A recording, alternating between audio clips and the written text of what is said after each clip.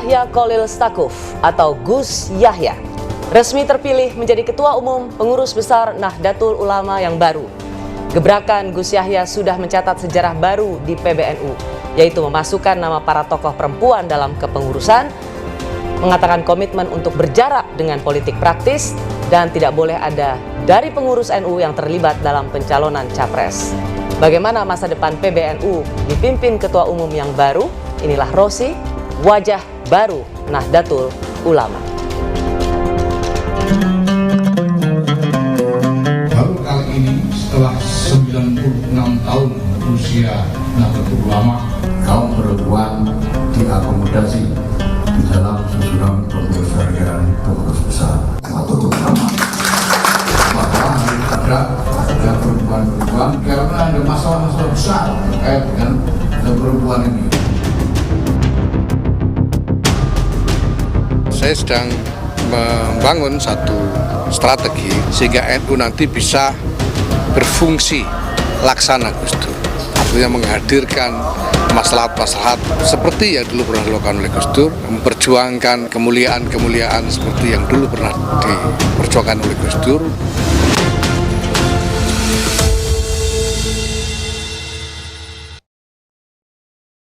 Gus Yahya terpilih menjadi Ketua Umum PBNU dalam Muktamar ke-34 PBNU di Lampung pada akhir Desember tahun lalu. Gus Yahya tumbuh dan besar dari keluarga santri, pernah menjadi juru bicara Presiden Gus Dur dan anggota Watimpres Presiden Jokowi periode pertama. Ia fasih bicara soal Islam dan perdamaian di panggung dunia, bahkan tidak ragu berdialog dengan Perdana Menteri Israel Benjamin Netanyahu dan menjadi pembicara di Forum Global Konferensi Komite Amerika Yahudi tahun 2018. Meski dengan itu ia banyak menuai kecaman dari mereka yang tak sepakat dengan langkahnya. Malam hari ini telah hadir di studio Menara Kompas Ketua Umum PBNU Kiai Haji Yahya Cholil Stakuf. Selamat malam Gus Yahya. Selamat malam. Assalamualaikum Gus. Salam, terima kasih. Saya tidak berhenti bergembira sebenarnya, sekaligus merenung karena terakhir kita berbicara, saya mewawancarai Gus Yahya ini kira-kira rasanya ada hampir 20 tahun yang lalu. 20 tahun lalu, dan waktu itu Gus Yahya sebagai juru bicara Presiden Gus Dur. Dan hari ini saya kembali mewawancarai Gus Yahya, tapi sebagai Ketua PBNU. Rasanya apa ya kalau saya ya? Kayaknya kita udah tua ya Gus. 20 tahun lalu loh Gus. Iya. Iya kan? Iya. Mana yang lebih susah? Jadi jubir Gus Dur atau Ketua PBNU? Ya mirip-mirip lah, sama-sama ngeri-ngeri sedap gitu. Ya karena kita excited ya, senang dengan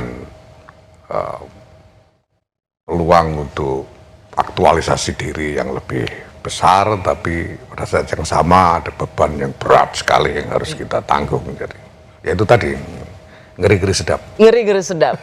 Antara jadi juru bicara Presiden Gus Dur dan jadi Ketua Umum PBNU. Ya. Selamat ya Gus Yahya. Ya terima kasih, walaupun sebetulnya ada sisi musibah dalam soal. Di mana musibah? Begitu banyak orang pengen jadi Ketua PBNU. Ya karena tanggungan beban ini, tanggungan beban yang berat sekali. Lebih enak kalau kita bisa ya jadi pengangguran di rumah, nggak nanggung siapa-siapa. Gitu. Sebenarnya Gus, ada satu pertanyaan yang saya belum dapat jawabannya. Saya tahu persis sebenarnya nama Gus Yahya itu adalah nama calon Menteri Agama. Mengapa lebih tertarik untuk maju sebagai calon Ketua PBNU daripada ditunjuk sebagai Menteri Agama? Ya karena saya tahu saya tidak akan becus kalau disuruh mengurus birokrasi pemerintahan. Ya. Tapi saya tahu tentang gerakan, saya tahu tentang NU, dan saya kira saya lebih tahu tentang NU daripada Kementerian Agama. Kira-kira begitu. Ya. Jadi untungnya jadi kakak gitu ya?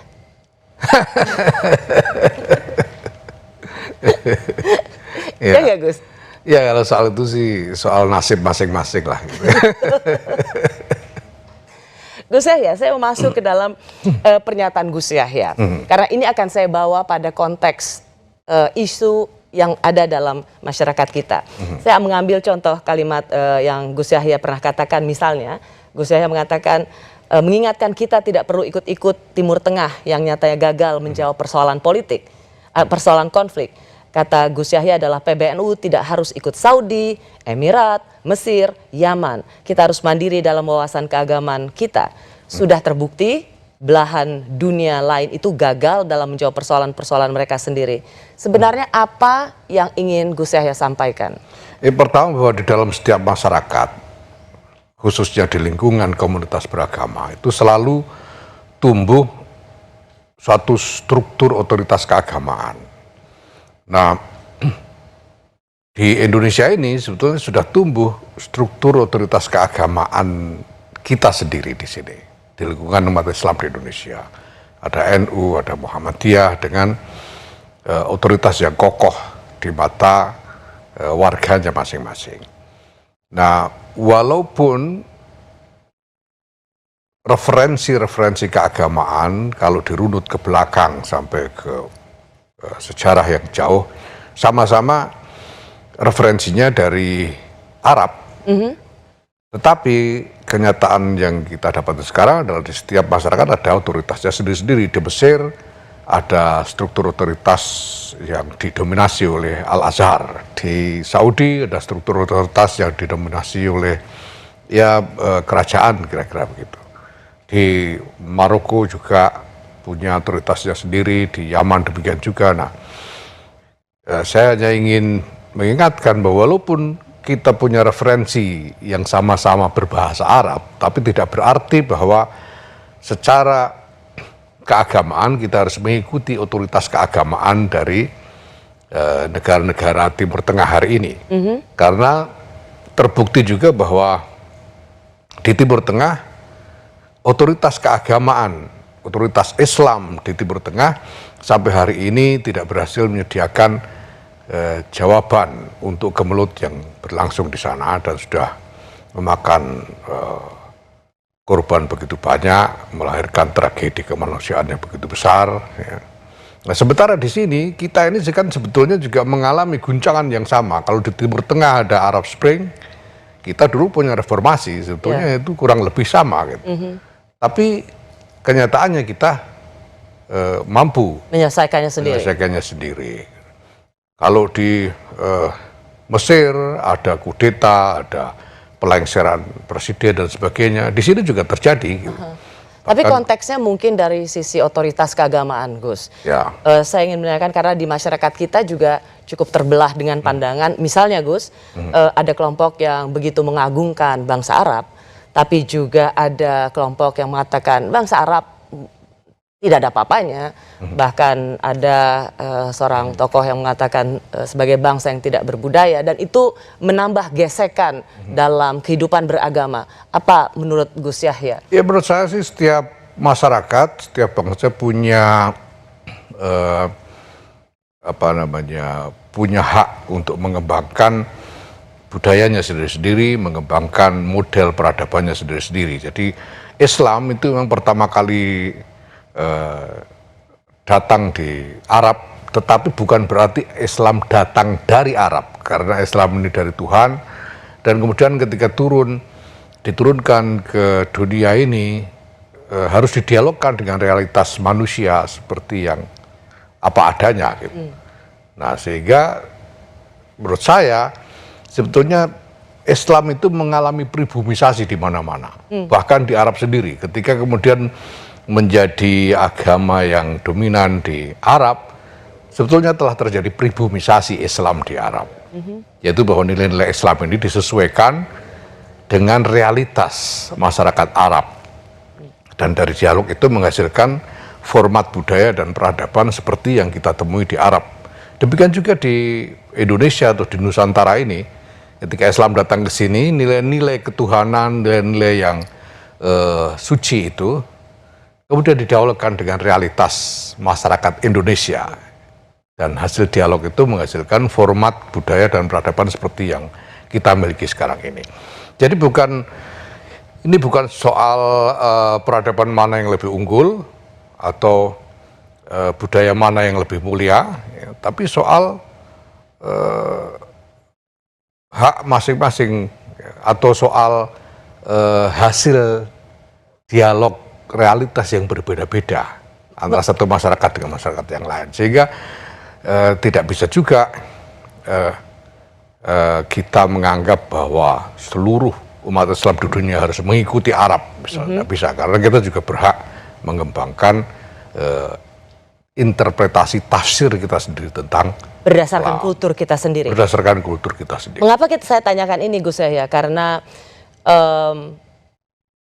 ada tokoh yang kemudian menjadi kontroversi pernyataannya, mengatakan bahwa saya kalau berdoa, doa dalam bahasa Indonesia, karena toh Tuhan bukan orang Arab, dan ini dianggap sebagai penghinaan dan penistaan. Apa tanggapan Gus Yahya? Ya, kita tidak bisa menganggap itu sebagai penistaan, karena doa itu dialog yang sangat pribadi dengan Tuhan. Ya. Dan memang ada tradisi ya bahwa para ulama yang memang pada masa-masa awal jelas dari Arab ini mewariskan formula-formula, rumusan-rumusan doa yang kemudian kita percaya kalau kita ikuti akan membawa berkah tersendiri. Tapi itu tidak harus. Semua orang bisa berdoa dengan bahasa masing-masing. Nah, dalam hal ini kalau kita bawa kepada kondisi saat ini, saya kira ya, kita harus realistis melihat kenyataan bahwa memang di Timur Tengah hari ini terjadi banyak masalah yang mereka sendiri setelah puluhan tahun tidak berhasil menemukan jalan keluar dari masalah-masalah itu. Sementara kita punya jawaban-jawaban karena yang mereka alami juga pernah kita alami. Dan kita sudah pernah menjawab persoalan-persoalan itu. Nah, sekarang menurut saya yang harus kita harus berani untuk menawarkan apa yang kita punya ini sebagai sekurang-kurangnya contoh sukses. Gus, maaf saya potong. Tapi yang menjadi kontroversi atau ketersinggungan bagi sebagian kelompok adalah karena mengatakan Tuhan bukan orang Arab. Karena Tuhan itu tidak bisa didefinisikan sebagai orang Arab. Bagaimana Gus Yahya? Itu kalau tersinggung ya aneh saja. Memang Tuhan bukan orang. Jadi apalagi orang Arab, orang saja bukan Tuhan itu. Jadi sebetulnya ini dari segi makna denotatifnya tidak ada yang salah dalam pernyataan itu. Tapi mungkin ini soal anggapan bahwa ini merupakan ekspresi merendahkan Arab, kira-kira begitu. Mungkin dianggap seperti itu.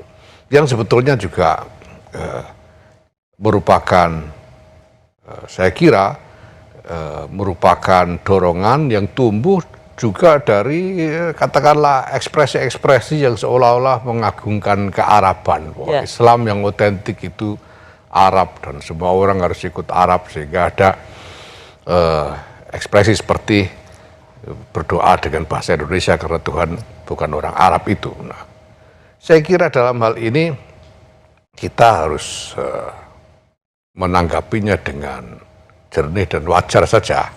Ya, bahwa pertama menurut Gus Yahya itu berlebihan. Ya sebetulnya enggak. Ini soal aksi-reaksi saja karena keadaan karena suasana yang melingkupi kita selama ini. Maksud saya apakah ketersinggungan itu berlebihan, Gus Yahya? Sebetulnya agak berlebihan, tapi bisa dimaklumi karena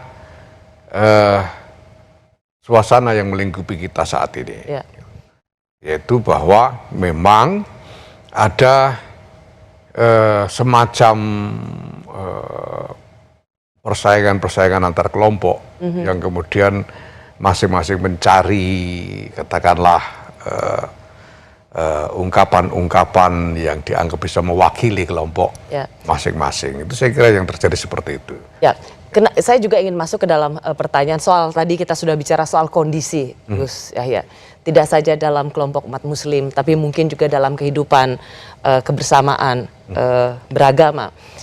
Saya ingin tanya apa pandangan Gus Yahya soal, karena di tengah kemajuan teknologi dan sosial media, di situ juga punya potensi gesekan kehidupan beragama. Yang paling terakhir adalah soal membuang sajen. Banyak orang mengatakan bahwa pelaku harus dihukum, atau harus dipidana. Sekarang ia sudah ditangkap polisi. Tapi ada juga kelompok yang mengatakan, misalnya Rektor UIN mengatakan jangan dihukum, lebih baik berdialog. Apakah memang pelaku seperti ini yang dianggap sebagai intoleran memang harus dihukum, atau Gus Yahya mengatakan jangan, sebaiknya pelaku seperti ini tidak perlu dihukum? Ada negara, ada masyarakat. Negara punya tugasnya sendiri, masyarakat punya hak-haknya sendiri.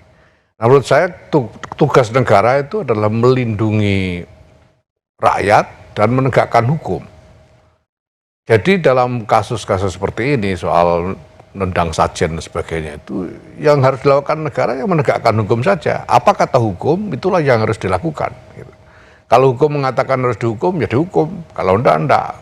Maka mungkin saya kira perdebatannya adalah, dalam hal ini perdebatannya adalah apakah perbuatan menendang sesajen itu perbuatan yang merupakan delik aduan atau delik umum gitu. Kalau delik umum enggak usah ada yang mengadu, dia harus sudah diproses hukum. Kalau delik aduan harus ada yang menyatakan, yang mengadukan dulu kan.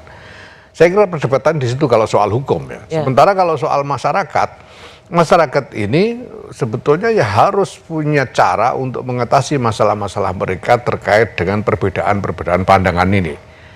Toleransi dan intoleransi itu kan pada dasarnya merupakan masalah perbedaan pandangan di antara kelompok-kelompok di dalam masyarakat.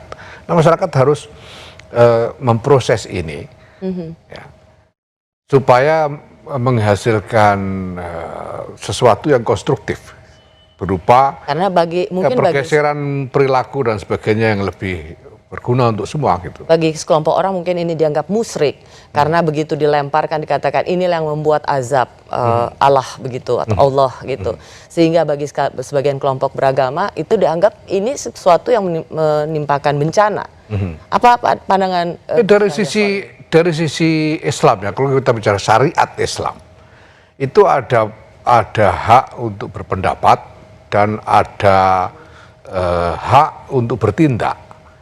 Nah, soal pendapat, orang boleh berpendapat apa saja. Di dalam Islam itu biasa sekali orang berbeda pendapat tentang ini dan itu. Termasuk soal sajen ini, walaupun ada mengatakan musyrik, ada banyak orang lain yang juga mempunyai argumentasi yang legitimate, yang menyatakan bahwa itu tidak musyrik, soal beda pandangan. Nah, sekarang soal hak untuk bertindak, tindakan seperti yang dilakukan ini, menendang sesajen atau melakukan tindakan yang bersifat paksa fisik, itu adalah hak negara.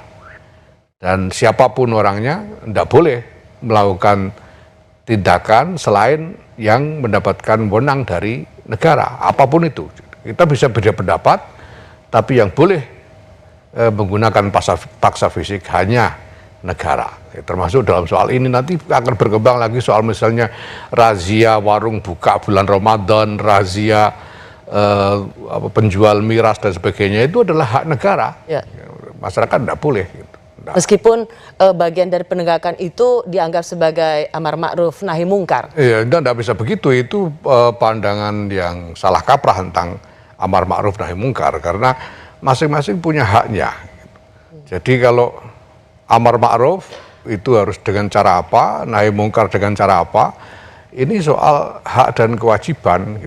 Dan sekali lagi dalam hal ini kalau sudah menyangkut paksa fisik, tidak ada yang boleh melakukan selain negara.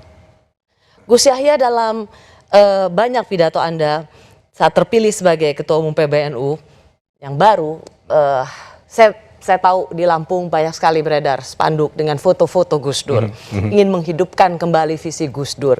Sebagai Ketua Umum PBNU yang baru, seberapa mudah atau seberapa susah sesungguhnya menghidupkan visi Gus Dur itu? Oke. Assalamualaikum warahmatullahi wabarakatuh. Waalaikumsalam warahmatullahi wabarakatuh. Salam. Ngomongin Gus Dur ya? Iya. Iya cocok. Ini Waalaikum Gus. kedatangan pengasuh-pengasuh Ada kita. podcast kita cium tangannya. Ketua umum. Ketua umum, ini ketua yang tidak umum. Umumnya ketua. Saya lagi bahas soal bersama Ketua Umum Iya. PBNU, mohon menaruh hormat. Anda siapa ya? Ini kan kualat ini, NU kualat. wajah baru NU. Nah. Ini wajah lucunya NU. Ini wajah lamanya NU. Ini tadi ngomongin Gus Dur ya? Iya. Enak aja ngomongin Gus Dur gak ngundang kita. Nah, undang kita ya nggak bener. Itu nggak bener. Mana Neng Rosi, Neng Rosi? Oh, saya tahu. Karena dulu juru bicara Gus Dur, kepala protokol istana zaman Gus Dur, dan ajudan pribadi Presiden Gus Dur. Nah, Ya, tapi Membicara- Udah tahu. mohon maaf, tapi cuma ada satu ketua umum PBNU. Iya. Mohon maaf, hanya satu ketua PBNU dan itu garis tangan. Ya. Yang garis tangannya kurang bagus, mohon tidak duduk dulu. Kami kembali sesaat lagi.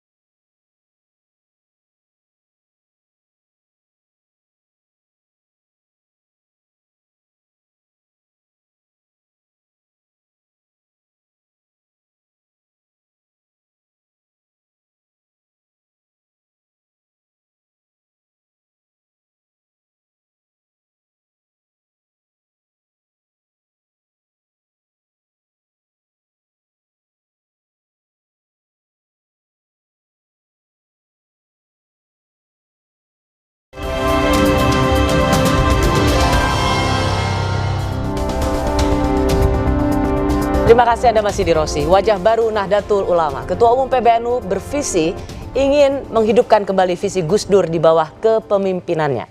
Seberapa sulit atau mudah visi ini dijalankan? Selain bersama Ketua Umum PBNU Kiai Haji Yahya Kholil Stakuf, saya juga bersama Wahyu Muryadi. Ia pernah bertugas sebagai Kepala Biro Protokol Istana di era Presiden Gus Dur, dan ada ajudan pribadi Gus Dur, Al Sastro Ngatawi. Assalamualaikum Waalaikumsalam. Mas Astro. Ya, assalamualaikum. Waalaikumsalam. Manis ke salami. Ya, ya. Nangganya kita apa? Neng Rosi. Neng Rosi. Neng Rosi. Neng Nyai. Neng Nyai Rosi. Rasanya memang kalau nggak NU itu harus ada guyonnya ya, Gus Yahya. Wajib. Wajib ya. Tapi saya tanya dulu ya. Tadi kan menghidupkan Gus Dur, Ya. makanya nggak legitimate. Mereka merasa mereka harus terlibat kalau membicarakan Gus Dur. Ya. Nah, tapi sebagai Ketua Umum PBNU yang baru, Gus Yahya, seberapa sulit sebenarnya menghidupkan kembali visi Gus Dur? Ya, pertama saya tahu ada orang macam-macam begini yang akan protes kalau saya ngomong Kesapal soal ya? menghidupkan Gus Dur ini. Maka saya kasih disclaimer belum bahwa ini adalah tafsir saya tentang Gus Dur. Mereka punya tafsir lain silakan aja, tapi tafsir saya tentang Gus Dur. Ini yang Cerdas. Jadi mufasir ini. Dan yang kedua, saya membingkai topik menghidupkan Gus Dur itu dalam frame yang cukup luas untuk menampung aspirasi banyak orang, termasuk orang begini-begini ini. Tapi Saya Orang bilang begini tuh kayak apa? enggak ini ini orang-orang yang masing-masing merasa paling dekat dengan Gus. Oh, Ini bisa bertengkar berhari-hari nggak selesai untuk memperebutkan klaim sebagai ada orang yang paling menuduh- dekat dengan yang Gus menuduh Dur. kita dekat itu orang-orang sebetulnya. Kita nggak pernah mengaku dekat orang ya. Tertuduh sebetulnya. Betul. Iya. Jadi karena Gus, Iya. saya terus terang khawatir Gus. Iya. Tagline sampean menghidupkan Gus Dur itu loh. Apa Ini- nih? Enggak, khawatir dikira musyrik. Kalau orang salah paham kan dikira musyrik itu. Masa Gus Dur dihidupkan, yang menghidupkan Gus Dur kan Gusti Allah. Gitu loh. Iya. Ini maksudnya gimana sih Gus itu? Ya. Supaya nggak salah paham itu loh. Ya kalau orang nganggap musyrik itu pasti kurang terdidik. Harus kita didik lagi. Makanya itu orang salah paham Gitu. dikasih paham. Nah, yang salah. saya kasih frame yang besar pertama bahwa Gus Dur itu soal idealisme Oke. dan soal visi. Itu frame besarnya. Jadi idealismenya Gus Dur itu apa? Kemanusiaan universal. Bahwa semuanya ini adalah untuk kemanusiaan universal. Visinya adalah menciptakan transformasi. Gitu. Nah di dalam dua frame besar ini kita semua bisa diskusi. Gitu. Punya apa sebetulnya yang beda loh. gagasan Gus Dur? Sebagai ketua PBNU, karena tadi aku bilang 20 tahun lalu kan jadi jubirnya Gus Dur. Sekarang emang beda, Saya lihat auranya juga aja beda. Aja beda, cara ngomong Iya. Ya agak lain, ditotong, lain. Ya, ya kan? Ya kan? Iya, seiring dengan bertambahnya kekuasaan gitu ya. Mas. Gimana Mas Wahyu? Gimana sekarang Bedanya gayanya? mana Mas Payung lihat bedanya. Nah, saya sama beliau ini kan punya kedekatan spiritual. Ya. Terus, tapi yang lebih penting punya kedekatan finansial. Ini ceritanya gimana? Serius, ada ceritanya dulu. Waktu di istana dulu saya kepala protokol, ya kan beliau kan ditempatkan di Wisma Negara. Ya kan Masih yang- kumuh itu waktu Ya itu. tempat kumuh banyak tikusnya. Dia komplain. Oh, Iya, gitu. gendruwonya yang banyak itu. Wah, tikusnya tikusnya enggak. gitu kan. Setelah gitu kok ngomong tikus apa aslinya nggak ngomong tikus. Iki piye iki? Kapan ditransfer honor? Jadi bayarannya belum jelas waktu itu sebagai juru bicara coba. Nomenklaturnya belum ada. Belum ada nomenklaturnya. Jadi jabatan aja mentereng ya, jubir, presiden. Padahal status nggak jelas. Nggak jelas. Makanya supaya jelas kepala protokol tanda tangani. Oh, Ya, tapi tega banget dia nih, karena belum ada nomenklatur, lalu disatukan dengan juru-juru yang lain. Jadi gaji saya itu nanti sama dengan juru mudi, juru masak. Disamakan sama dia. Gus, Tenang, Gus. barokahnya juru itu jadi ketua umum. Juru-juru. karena kesabaran seorang Gus Yahya sekarang menjadi ketua PBNU. Nah Gus, nanti ada waktu pembalasan untuk itu. Tapi memang Neng Rosi terus terang ya Sas ya udah kelihatan beliau itu. Dari dulu memang sudah. Secara spiritual udah kelihatan. Nah kalau urusan-urusan pesantren ya apa itu pasti Gus Dur kalau ngomong nggak boleh yang lain. Harus Gus Yahya. Berarti memang Sampai sudah lama. ngumumkan maklumat. Ya. Ya kan ada tuh videonya. Betul, Ya, betul. ya, ya. Maklumat nggak sembarangan. Ah, Wahyu wes nggak Oh. ngerti weh. ah. Nah, kalau itu sebetulnya jauh lebih sederhana lagi. Jadi sudah draft itu jadi ditandatangani oleh presiden yang bawa sekretaris presiden Pak Mujib Mana. Gimana almarhum? Lalu habis ditandatangani presiden bilang, wes Jib kon wocon Jib, kata. Kamu baca Jib, kata. Pak Mujib bilang, aku ini nggak tegaan deh. Gimana kalau Yahya saja? Dia bilang gitu ya. Itu Apakah? usulnya Pak Mujib. Apakah ini tanda-tanda sebenarnya ada arahan untuk ke arah calon presiden? Ya itu nggak tahu ya. Nah, kalau itu bukan cuma arahan, saya sudah pernah disuruh jadi presiden sama Gus Dur. Kayak serius loh. Serius loh. Serius loh. Ini kan live ini. Ya, Nggak dipotong-potong. Iya. nggak live. Jadi kita akan nanya. Sekarang karena pertanyaan Ketua PBNU yang baru nih Gus Yahya yang sedang bersama kita mengatakan tidak akan terlibat politik praktis, ya kan? Lalu tidak ada capres-capresan dari pengurus, ya pengurus Artinya NU. kalau nyapres mundur gitu ya. Ya enggak, saya bilang sekarang pokoknya jangan nyapres gitu. Berarti- Kalau masih pengen nyapres, jangan mau jadi pengurus. Gitu. Berarti nyun sewu, Mundur nggak mundur. berarti udah mewakafkan ini untuk menjadi pengurus NU tidak Iya, yang sudah lainnya. gitu aja. Komitmen itu Gus. Iya. Luar biasa. Oh. Tapi itu untuk Gus Yahya. Untuk semua yang di PBNU saya sudah orang saya bilang apa ya, nanting itu bahasa Fakta Indonesia. integritas, macam fakta integritas. Tidak ada partai integritas, tapi kita tanya sebelumnya bahwa kita ini kalau masuk PBNU tidak boleh ada yang maju sebagai Tapi kalau calon. dilamar partai politik Gus? Tidak boleh tetap. Hah? Kalau dia, ya kita nyatakan sekarang bahwa kita sejak awal sudah membuat janji bahwa masuk PBNU tidak boleh nyalon presiden atau wakil presiden gitu. Kalau dilamar pun nggak boleh? Tetap tidak boleh. Gak adil dong Gus, kalau misalnya Ya tingkat adil, elektabilitas- dia sudah diperingatkan sejak awal. Kalau memang dia mau, ya jangan Kalau mau Rois jadi- Am menghendaki gimana Rois Am? Walaupun Rois Am sendiri sudah menyatakan juga bahwa beliau tidak akan maju sebagai Berarti itu semacam komitmen gitu ya Gus. ya komitmen sejak awal. Semuanya Gus? Semuanya. Nggak, biasanya kami ini ngomongnya itu guyon-guyon. Nah. Tapi ini serius Gus ya, serius. Serius. Serius sekali. Gus, apakah wajah baru NU ini serius?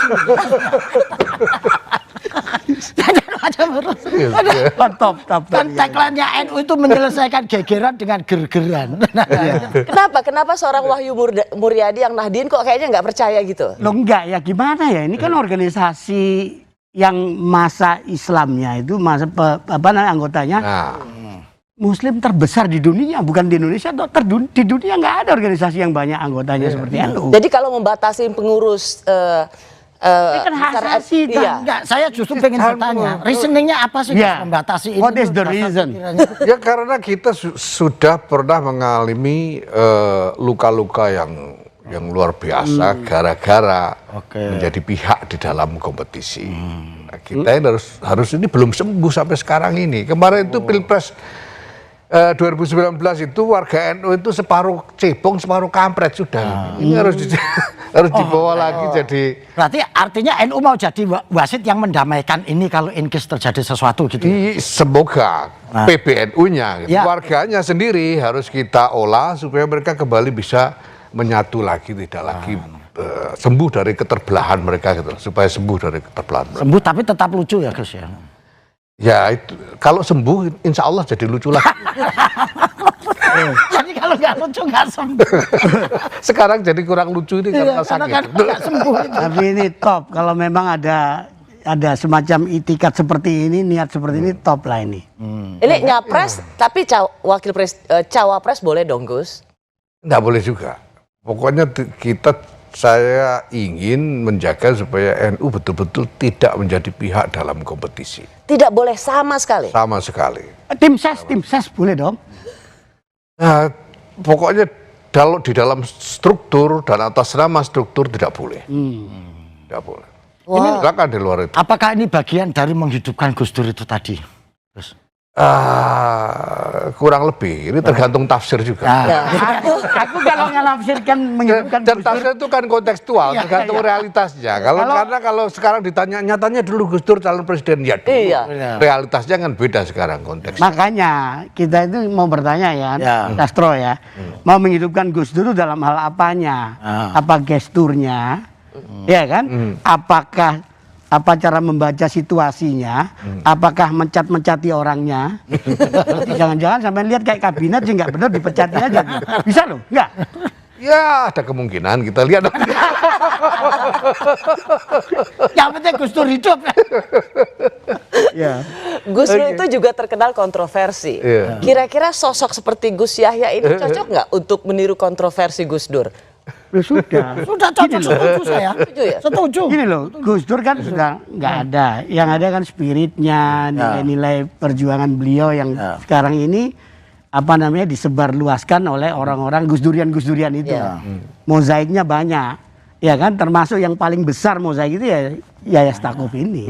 Ya. Gus Yahya. Gus Yahya. Kemudian Gus Sastro. Lalu kemudian Neng Rosi. Neng Rosi. Ustadz Wahyu. malam ini tanggal 20 Januari, hari Kamis, 20 Januari 2022, Ketua PBNU Gus Yahya mengatakan pengurus besar Nahdlatul Ulama dari Ketua Umum sampai seluruh jajaran pengurusnya tidak diizinkan untuk ikut dalam politik praktis, termasuk ikut atau diajak sebagai capres maupun calon wakil presiden. Saya batasi secara spesifik di sini ya, bukan soal ikut dalam politik praktis, karena nanti bisa kita diskusikan. Saya juga butuh merekrut beberapa orang aktivis politik masuk ke dalam PBNU karena kebutuhan yang bisa kita diskusikan nanti. Tapi spesifik sekali, saya tidak mau ada calon presiden atau wakil presiden dari PBNU supaya PBNU ini tidak memfasilitasi NU menjadi pihak di dalam kompetisi.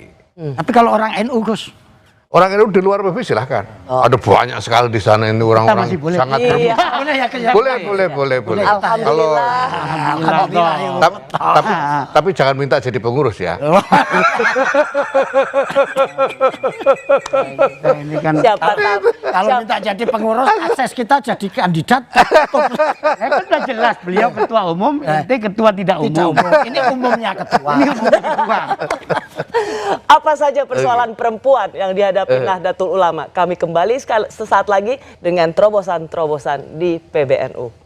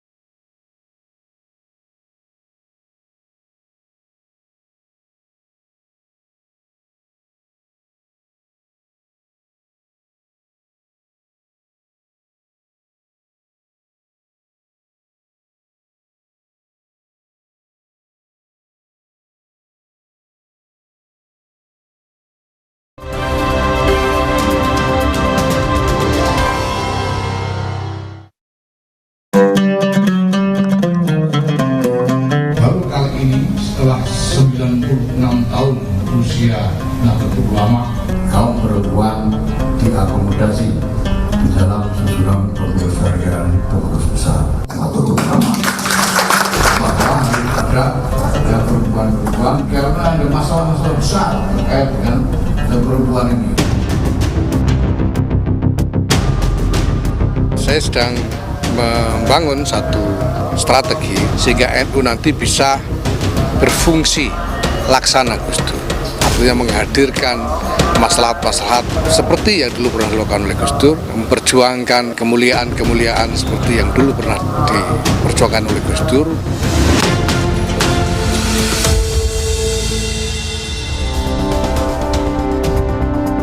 Terima kasih Mas Sidi Rossi. Wajah baru Nahdlatul Ulama. Di bawah kepengurusan Kiai Haji Yahya Stakuf, ada 11 nama perempuan yang masuk dalam kepengurusan inti.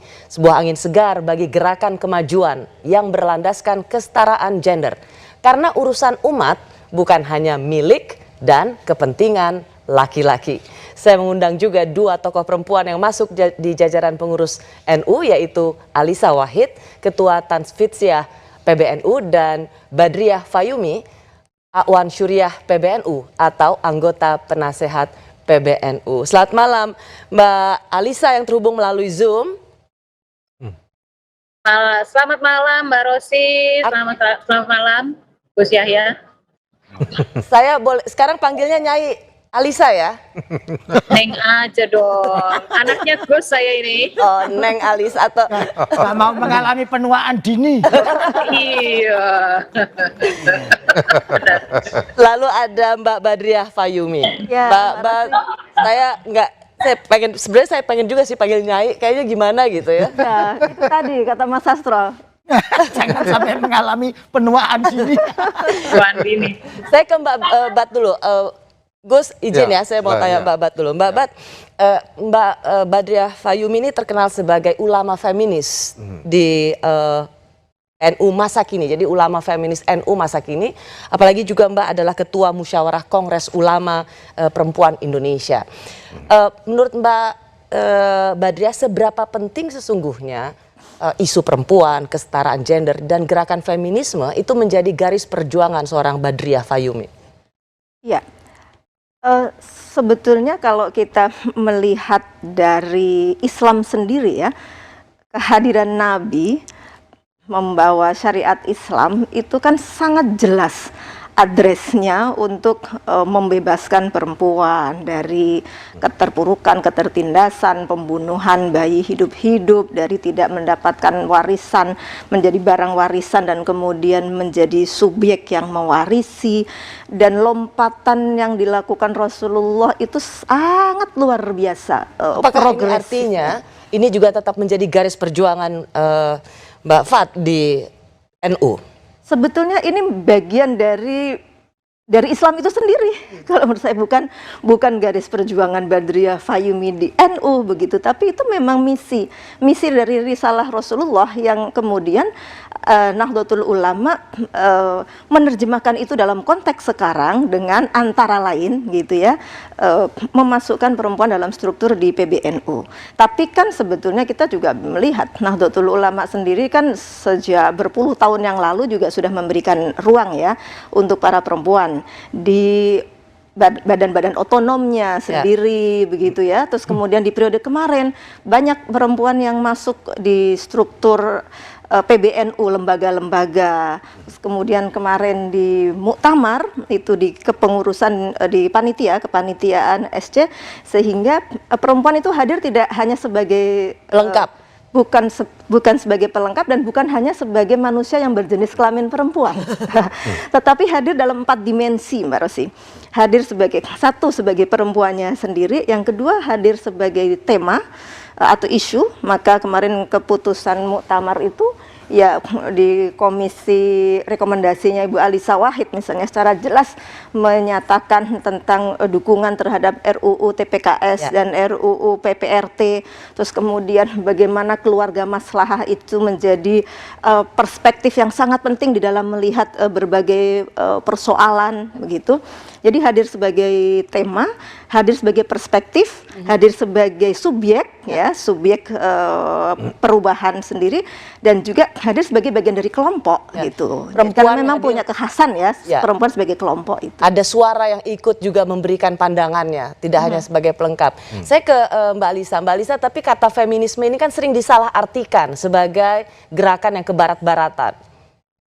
Apakah ini akan bagaimana Anda melihat bahwa wah, feminisme sudah masuk PBNU, berarti NU sudah ke barat-baratan? Ya, saya rasa kalau perkara orang kemudian memberikan respons yang bermacam-macam, ya itu biasa. Apalagi di NU perbedaan itu dianggap sebagai rahmat, Mbak Rosi. Jadi tidak terlalu kita khawatirkan lah ya perdebatan di ruang NU. Nah, kalau di luar itu ya akan selalu ada orang-orang yang mencari-cari kesalahannya NU begitu ya. Jadi kalau ada suara-suara seperti ini ya diterima aja. Nah, kalau soal dituduh sebagai kebarat-baratan, sebetulnya saya ingin flashback sedikit. Jadi di ruang lingkup Nahdlatul Ulama, dari sejak Nahdlatul Ulama berdiri, peran perempuan itu cukup besar loh. Ya. Bukan sesuatu yang ujuk-ujuk sekarang baru muncul, itu enggak juga. Dari ketika Bu Nyai Khoiriyah, Putri Hadratus Syekh Hasyim Asy'ari pulang dari Mekah, beliau sudah diberi keleluasaan untuk memimpin pondok pesantrennya sendiri. Betul, gitu. Kemudian berpidato di hadapan para kiai, para ulama juga iya. Lalu kalau Mbak Rosi tentu tahu juga kalau acara-acara PBNU, misalnya acara besar, itu kan perempuan nggak kemudian ditempatkan di dalam rumah, nggak boleh ikut di dalam perhelatannya, enggak juga. Perempuan-perempuan NU itu bunyai-bunyainya ya mengelola pengajian sendiri, mengelola klinik, mengelola organisasi dan macam-macam kayak gitu. Jadi peran publik dari perempuan di lingkungan NU itu sudah sejak dulu ada. Jadi kalau terus kemudian hal ini dianggap sebagai kebarat-baratan, berarti sudah dari zaman Hadratus Syekh gitu dong. Ya, ini sudah peran perempuannya Ibu Nyai sudah lama berkiprah di NU, dan kini di era ini justru ditambahkan peran perempuan. Saya melihat ada wajah Mas Sastro dan Mas Wahyu di sini. Apakah Anda merasa terancam? Ya. Saya kepikiran, Sastro dari tadi kepingin jadi ketua Fatayat sebenarnya. Ini ketua muslimat. Ini berat kayak gitu loh, masih nafsu kamu. Iya, artinya gini loh Mbak Rosi, ini justru malah menguntungkan dan kita jadi enjoy. Kalau semua tugas disogok bareng kan malah lebih ringan, lebih enak. Ini Jadi, kalau nggak orisinal usah nggak khawatir. perasaan ini? Karena kadang-kadang ya, bener ya Mbak Bat, itu hanya di mulut saja.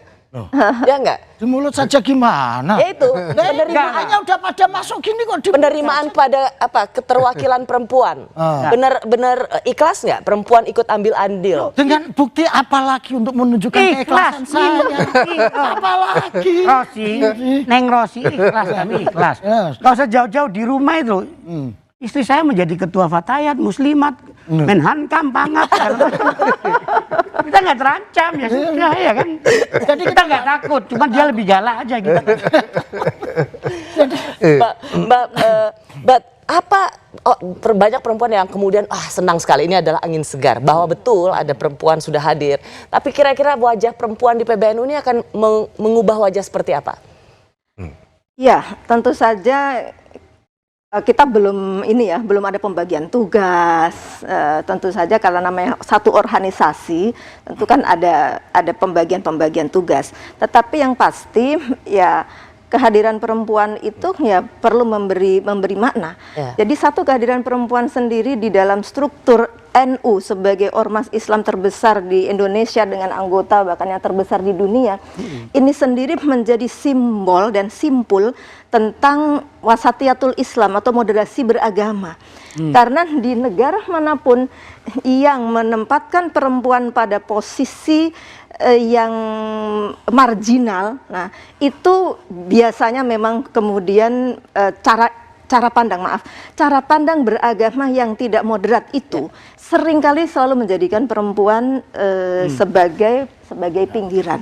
Jadi dengan kehadiran kehadiran perempuan di PBNU, sebetulnya yang layak untuk kita berikan apresiasi itu Gus Yahya, Kiai Miftah, tim formatur, gitu. Karena kehadiran perempuan itu sendiri juga tidak mungkin ketika pihak-pihak yang punya otoritas Tidak memberikan ruang untuk memberikan itu. ruang.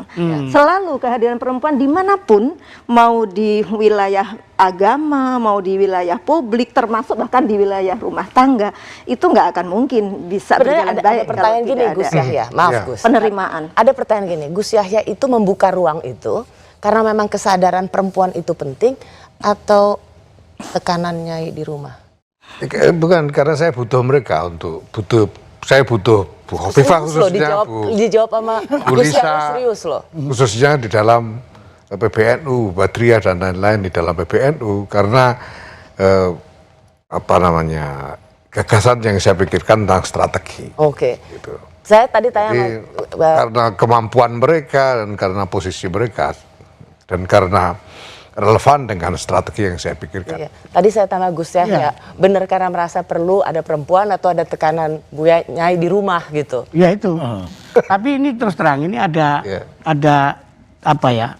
Kalau NU itu biasanya kan dekat dengan soal isyarah, wangsit dan seterusnya. Ada gitu-gitunya nggak? Suara langit. Suara langit. Suara langit. Tiba-tiba masuk Iya. jegegek gitu loh. Karena itu menjadi bagian dari NU loh, pola-pola NU yang seperti itu. Iya, saya merasa suara langit itu sudah berdengung-dengung sekitar kita sehingga ya saya merasa yakin bahwa pertama karena memang butuh beneran nih saya ini, dan kedua karena saya melihat kayaknya nggak apa-apa nih gitu. Ya sudah jalan aja. Tapi dengan kalau mau lebih jauh, maaf Neng Rosi ya, apakah sudah nggak ada masalah lagi dalam soal kepemimpinan nasional untuk yang dipegang perempuan mata NU? Artinya bisakah kemudian ketua PBNU itu perempuan? Ya, tidaknya itu presiden perempuan di mata NU jadi masalah nggak sekarang ini kira-kira? Ya sudah terjadi dan tidak ada masalah. Nggak ada masalah ya? Oh, tapi kan waktu Bu Mega kan bukan pemilihan langsung Gus Yahya, itu kan dipilih oleh MPR dan itu kan menggantikan Gus Dur. Ya, tapi kemudian NU juga membuat fatwa resmi dari hasil Basul Masail bahwa presiden perempuan tidak dipersoalkan. Gitu. Ya, keputusan Salah. Munas itu keputusan di Lombok Munas waktu itu. di NTB kalau nggak salah. Ya, itu clear ya. Clear, Jadi untuk clear. kepemimpinan nasional bisa perempuan. Ya. Ketua PBNU? Ya secara normatif nggak ada batasan, mana nggak ada di dalam Ya, di RT semua nggak ada. aturan nggak ada, aturan harus laki-laki nggak ada. Narik. Baik. Dan dalam Tinggal yang milih nanti. Tinggal Tinggal yang milih. Ya, milih aja. Tujuh yang milih. Tinggal yang milih, kalau yang milih yang apa votersnya laki-laki semua memang kecil ya Mbak Lisa ya? Belum tentu. Kita nggak tahu Belum karena Ya, iya. maka itu kalau soal perempuan mau berperan sebagai kelompok, ya memang ya harus berjuang gitu. Dan nggak boleh Tunjukkan. menerima ini sebagai hadiah. Karena saya juga meminta Bu Alisa, Bu Badriah, Bu Khofifah dan lain-lain masuk bukan sebagai hadiah. Ya. Karena saya tahu apa yang selama ini Betul. menjadi track record mereka. Gitu. Ini adalah sesuatu yang betul-betul diapresiasi adalah bahwa ada kesadaran bahwa kita membutuhkan perempuan untuk menjadi bagian dari proses pengambilan keputusan, ya Gus? Ya. Karena seperti yang tadi saya katakan, persoalan umat itu tidak hanya milik dan urusan laki-laki, tapi itu juga milik perempuan, milik kita Dan bersama. Mbak Rosi ini juga memang ada transisinya ya, jadi nggak ujuk-ujuk juga, nggak terus kemudian Gus Yahya menjadi satu-satunya penyebab gitu ya, nggak boleh juga kita kemudian menghukum Gus Yahya dalam tanda kutip begitu, karena prosesnya dari musyawarah nasional, dari konbes, dari muktamar sebelumnya itu memang sudah gradual, perempuan itu semakin dirasakan gitu, jadi timing lebih ke tengah, termasuk misalnya di muktamar lalu saya dari 6 komisi muktamar saya menjadi salah satu ketua gitu, itu sebelumnya belum pernah ada, tapi sudah ada gitu-gitu. Jadi sudah ada gradual dan Gus Yahya mengakselerasi. Tapi perubahan ini bukan sesuatu yang bisa dihindarkan menurut saya. Ya. Terima kasih Mbak Alisa. Kami kembali sesaat lagi.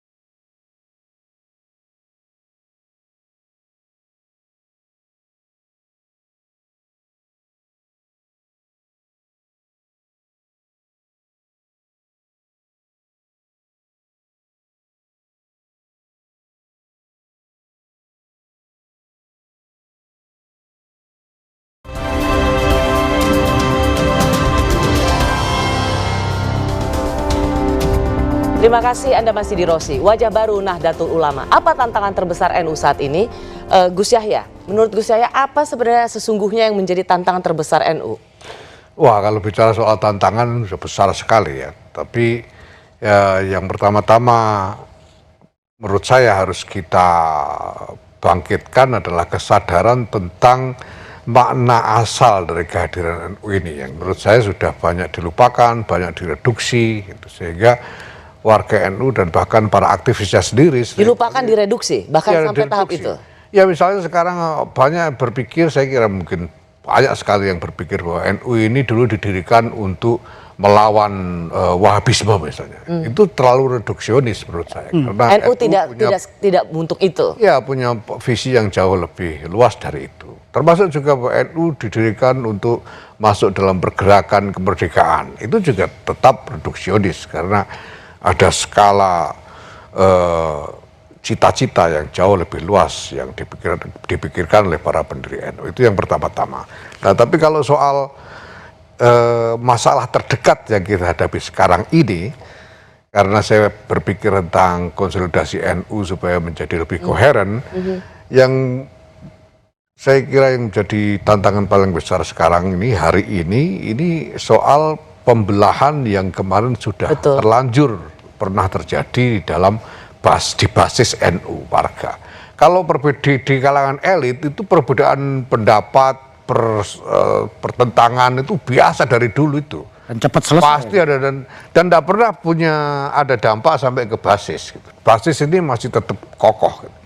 Nah yang kita prihatin sekali kemarin sudah terjadi pembelahan itu terjadi di tingkat basis ini berbahaya sekali kalau kita tidak segera membangun strategi untuk menyembuhkannya. Itu tadi yang makanya Gus Yahya mengatakan tidak ada dari pengurus NU yang tidak boleh ikut dalam menjadi capres maupun cawapres. Persis, Untuk mengobati dulu luka akibat pembelahan ini. Persis.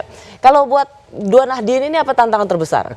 Ya, ini agak Yang harus dijawab oleh Ketua PBNU. Ya, Tantangan pertama istrinya. itu tantangan terberat. Nah, jadi maaf Gus, jadi sebenarnya bukan hanya pembelahan yang terjadi di tingkat basis masa NU di grassroots, tapi lebih dari itu harapan dari kita semua adalah terbelahnya masyarakat secara nasional ini semuanya. Yang dibutuhkan oleh negara adalah perang NU untuk merekatkan kembali. Jadi gede ini NU ini harus jadi penjahit itu Mbak Rosi. Untuk merekatkan kembali serpian-serpian hati yang retak.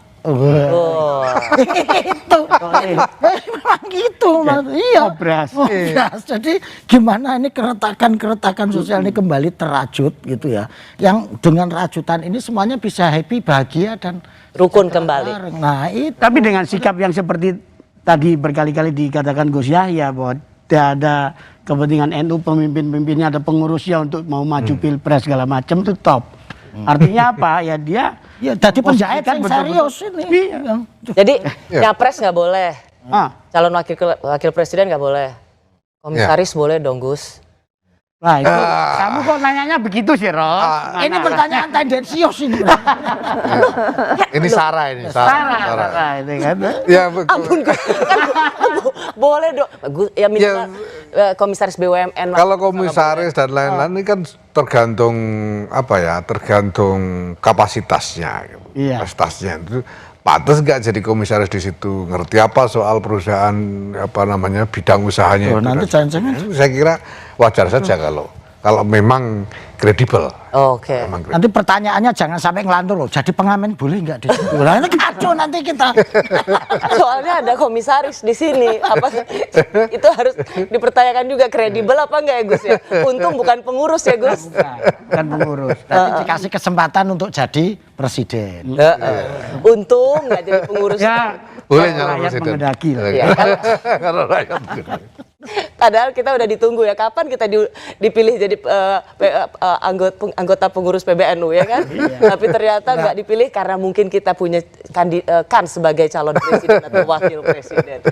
Saya sebelum mengucapkan berpisah pada Mbak Alisa Wahid, apa kritik Anda selama ini pada NU, dalam hal ini PBNU, yang akan diperbaiki di masa kini sebagai jawaban atas kepengurusan yang baru atau atas pembenahan yang baru di NU?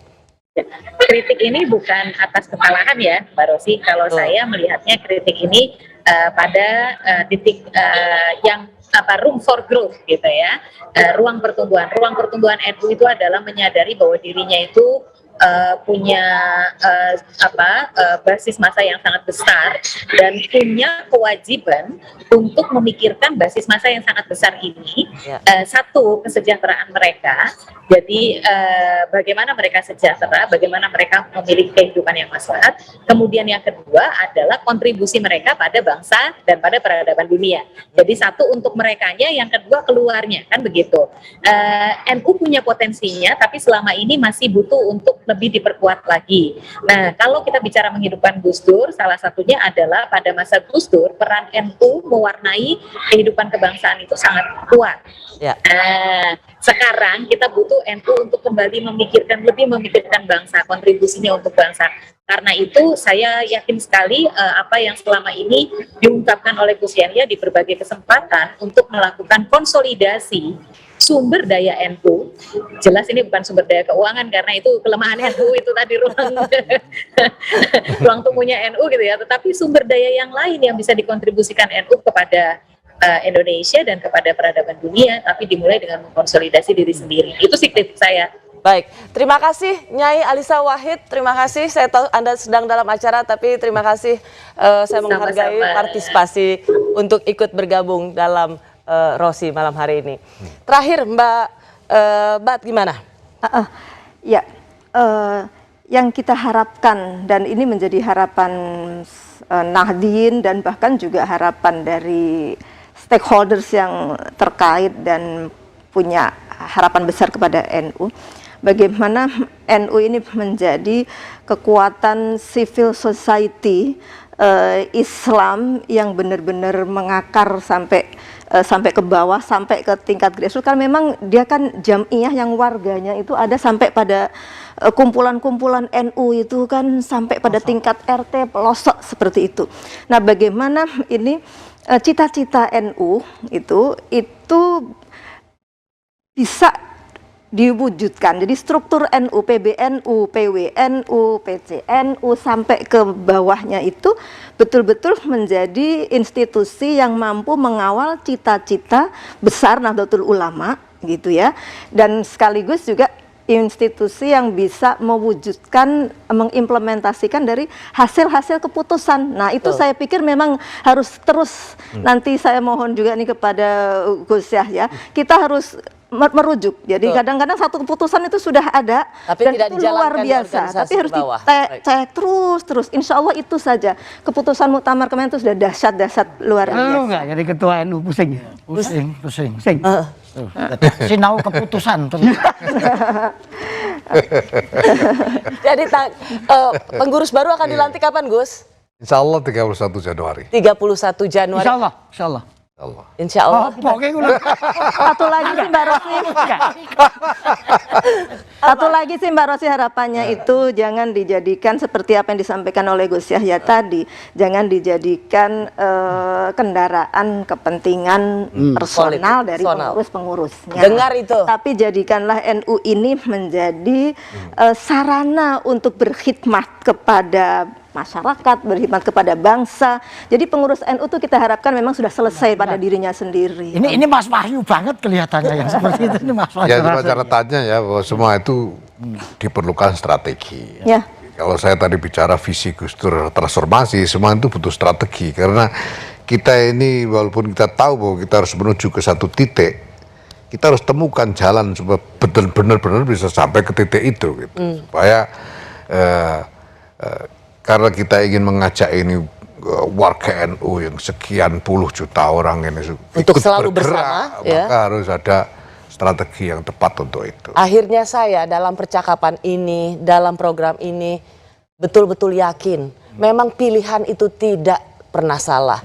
Di antara 3 orang dekat Presiden Abdurrahman Wahid di masa itu, mengapa beliau yang terpilih? Bukan Anda berdua. Memang kualitas intelektual. Salah lagi ini. Memang jauh. belum paham. Salah lagi. Rosi belum paham. Belum paham. Yang justru dengan kita nggak dipilih lebih punya kesempatan jadi presiden. Anda boleh tanda tangan honor untuk juru bicara. Tetap saja yang jadi ketua PBNU adalah Kayaknya beliau. harus sarapel honor sampai. Sarapelan. Gus Yahya, terima kasih. Terima kasih, Sukses ya sama-sama. Gus. Amin, Sukses terima juga kasih. Mbak. Ya, makasih, Nyai, terima kasih. dalam pelantikan nanti semoga selalu sehat dan membawa terus Amin. kiprah perempuan di PBNU. Mas Wahyu Muryadi, kasih. Mas Al Sastro, terima kasih. Sama-sama. Semoga cita-cita Anda yang belum tersampai tidak jadi pengurus di PBNU tapi jadi capres bisa terlaksana. Amin, amin, amin, amin. Amin. Didoain loh sama ketua PBNU. Nahdlatul Ulama adalah organisasi muslim terbesar di Indonesia. NU selama ini telah menyebarkan wajah Islam yang moderat bukan cuma di Indonesia tapi juga di kancah internasional. Kehadiran NU di bawah kepemimpinan Gus Yahya diharapkan bisa membawa lebih banyak lagi kebaikan bagi NU, Islam, dan Indonesia. Bahkan tak mustahil untuk perdamaian dunia. Terima kasih sudah menyaksikan Rosi, sampai jumpa minggu depan.